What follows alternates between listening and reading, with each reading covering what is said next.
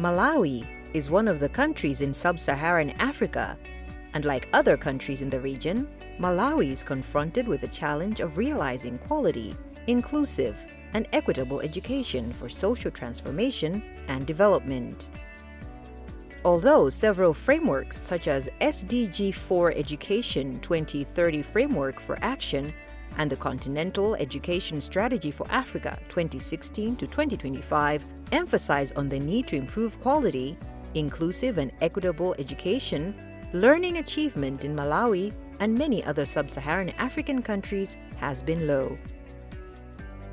As a way of seeking new knowledge and innovative ways towards addressing issues in the education sector, the Knowledge and Innovation Exchange KIX Africa 19 Hub, the Malawi National Commission for UNESCO, the Malawi Ministry for Education and UNESCO, IICBA, jointly conducted a national dialogue in Lilongwe on 19 May 2022.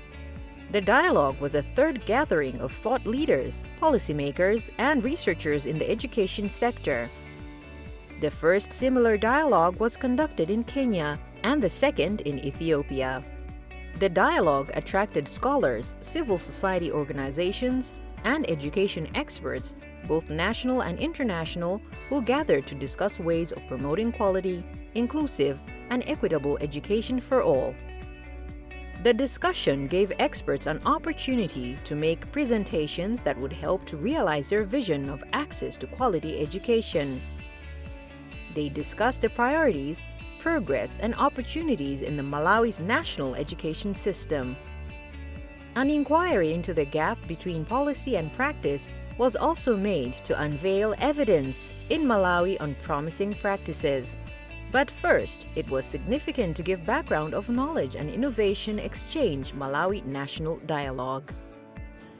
What is it that we are talking about when we say KIX? KIX stands for the Knowledge and Innovation Exchange Africa 19 Hub, and it was established by the UNESCO through the International Institute for Capacity Building in Africa, ICBA, whose director is right here, Dr. Yumiko Yokozeki. Other parties in the establishment of the KIX are UNICEF through the Regional Office for Eastern and Southern Africa, ESARO, and the African Union, AU, as part of the Global Partnership for Education Initiative. And funding was from the International Development Research Center. The purpose of the hub, why is the hub there? The purpose of the hub is to collect, generate, exchange, and facilitate effective use of evidence-based data, knowledge, and innovation for education policy formulation and implementation among 18 Anglophone African countries. After the background, several other speakers made their presentations. Some speakers represented international bodies such as UNESCO, European Union, UNICEF, and African Union, who expressed their commitment in supporting the education system in Malawi and other sub-Saharan countries. Let me just, first of all, commend the Ministry for organizing this national dialogue for Malawi under the KIX Africa 19 Hub. We all are aligned to the same idea that education is at the heart of both global and national development agenda. And we know, of course, that no country can sustainably grow if its education system is weak or of poor quality. This is actually an excellent opportunity for all of us, and in particular for us as development partners, to be able to support and to continue supporting the building of an evidence-based sector where planning and financing are based on objective and accurate data. And this platform is a very strong step in this direction. And I would really like to emphasize again that we should not let pass this opportunity for the local Development Partners Group on Education, to share through this platform also the innovations that we have knowledge of, the lessons learned, the research and the interests to inform and contribute to policy and practice development. Let me conclude by reaffirming that the European Union and its fellow development partners in the sector remain committed to supporting the education sector in Malawi, both at policy level and at financial level, under bilateral and multilateral support, including the Global Partnership for Education, to which several partners present here are also contributing on top of their bilateral agenda.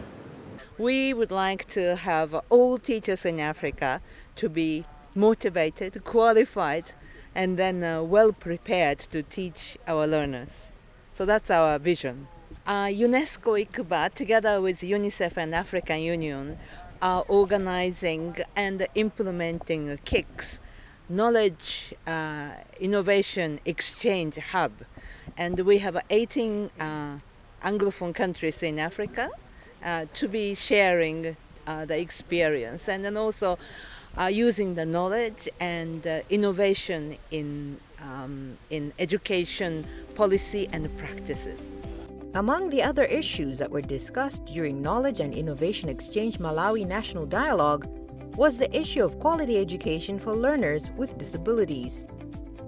On this matter, the speaker highlighted indicators of exclusion of children with disability when it comes to access to quality, inclusive, and equitable education for all. What motivated me is the fact that the National Dialogue today has included the issue of disability in education. They need to support children with disabilities in schools, leaving no one behind, which we know it's embedded in the Agenda 2063. And yet when you go on the ground, a lot of children with disabilities are being left out. They are being left out in schools. If you talk about infrastructure in schools, it's not disability friendly. Classrooms are few, toilets inaccessible, roads full of potholes, no support in the classroom. Teachers, specialist teachers who have been trained, very few. Regular teachers don't have knowledge about disability, and yet we expect that a child with a disability should be supported. So I thought I should participate in this particular national dialogue so that I can bring in the open issues of disabilities in schools and also in community. The other thing is the issue of data for disability.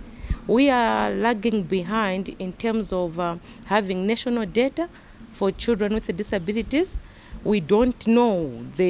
We may have data from the National Statistic Office, but we don't know how accurate that data is, and the disaggregation of that data in terms of district level, in schools, how many children with disabilities are in schools, how many are out of schools, how many are boys, how many are girls. So there's need to put much effort on the issues of data, because without data you can't have research-based policies which can actually influence the well-being of children with disabilities in schools. Gender equality was another element which the participants deliberated. A question was posed to the presenter on gender equality on why there is so much focus on girl-child education as opposed to the boy-child. In her response, girl-child education expert Dr. Limbikano Kamlongera explained why it is important to ensure that girls are encouraged and given proper resources so that they can remain in school. The issue is about gender equality. A lot of times when we think about gender equality, we tend to look at it from a perspective of reaching gender parity, which is equalness in everything, equal rights, which the law tells us about. It provides guidance on that. Equal responsibilities. I think organizations very well know what it is that they're established for. The area that we find a lot of difficulties in navigating is equal opportunities. However, to get to gender equality, we need to provide a workspace and equal opportunities for all. And so my role was to speak towards the need of reaching gender equality in and through schools, or rather education, how we can get to that point. To ensure that access to quality, inclusive, and equitable education is realized, International Development and Research Center, IDRC, has been funding Knowledge and Innovation Exchange Africa 19 Hub to collect, generate, and exchange and facilitate effective use of data among 10 Anglophone African countries in 6 thematic areas. The thematic areas are improving teaching and learning, strengthening learning assessment systems, strengthening early childhood care and education, achieving gender equality in and through education, leaving no learner behind, and meeting the data challenge in education. The initiative has helped one of the participants, a teacher from Perire Secondary School in Nchisi, to be innovative and be among the top 50 finalists in Global Teacher Prize nominee. Now, with regards to what I'm doing, we've come up with short storytelling as a tool or as a way of teaching learners. It's easier to teach a learner using short stories. The second innovation that we have is Testigenia. Testigenia is an app which is there for students. It's an app which is accessible to students who are at school and out of school. So it's both for students who are in school and those who might have dropped out due to teenage pregnancies or other issues. Now, this app is offering lessons to students. It also offers some model answer questions where they can test themselves after they've gone through the lessons, as well as some resources thereafter. Let me start with the students from Karonga School for the Deaf winning award. They've won what we call the African Authors Honorary Award, which is usually done in South Africa. This is an award which is given to authors who have written books, who have done recommended work in writing or creative writing. So this is an award which is usually given to people globally on 31st of July. So it's basically an award which is recognizing authors at the end of the day. Now, with regards to the Global Teacher Prize, this is a prize, or this is an award which is given to teachers who are doing exceptional work. In fact, it's a Nobel Peace Prize for teaching, because at the end of the day, the winner gets a $1 million, which would be used in education development. The occasion was graced by the Deputy Minister of Education, who described the dialogue as a platform that will help transform the education sector in Malawi. National Dialogue is going to really help us a lot, because it's not just looking at Malawi, but it's looking at the member countries that are there. We have 18 countries. And when you look at the 18 countries and the sharing that is going on, the challenges that we are facing are almost similar. And therefore, this is a forum whereby it's helping us to learn from each other and be able to see what others doing to improve the education sector. And we're going to learn from them and be able to see what we can adapt, so that is going to help us as we continue to serve in the education sector. And again, we're also sharing what we have made, the strides that we have made as a country. Because even from Malawi, the other countries are also learning from us. Because for us, we haven't just sat down, but we are also doing a lot in the education sector. So we are also sharing what we have done. And therefore, what they are sharing and what we are sharing, when we put that together, it's going to help us to transform the education sector, because it's going to help us to improve. This national dialogue, when it's done, there are going to be action points that are going to be developed. And those action points are going to help us so that we can follow them through and be able to implement what we have put down, so that is what is going to be able to help us so that we can improve in our education sector.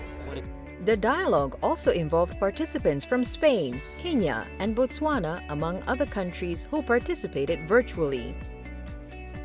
Education activists hailed government and all other stakeholders who organized the dialogue as issues tackled were pertinent towards improving education standards in Malawi and the neighboring countries. There were several presentations from government, from the AU, from the UN, I think all the key stakeholders made critical presentations.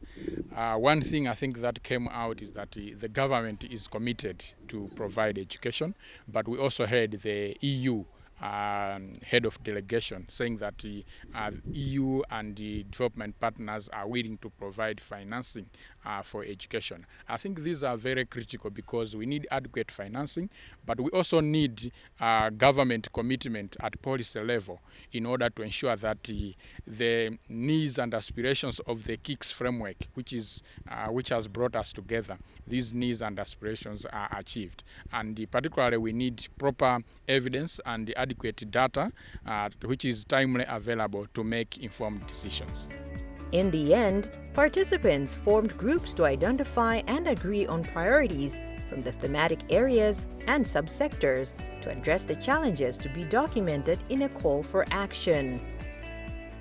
Knowledge and Innovation Exchange Malawi National Dialogue was organized by Malawi Ministry of Education, Malawi National Commission for UNESCO, UNICEF, and UNESCO International Institute for Capacity Building in Africa.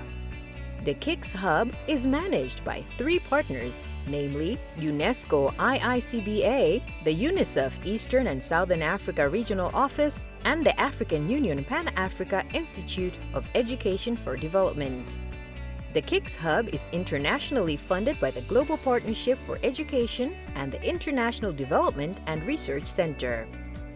The ultimate goal of the KIX Hub project is for national education policymakers to integrate new knowledge and innovation into their policy and practice on a regular basis.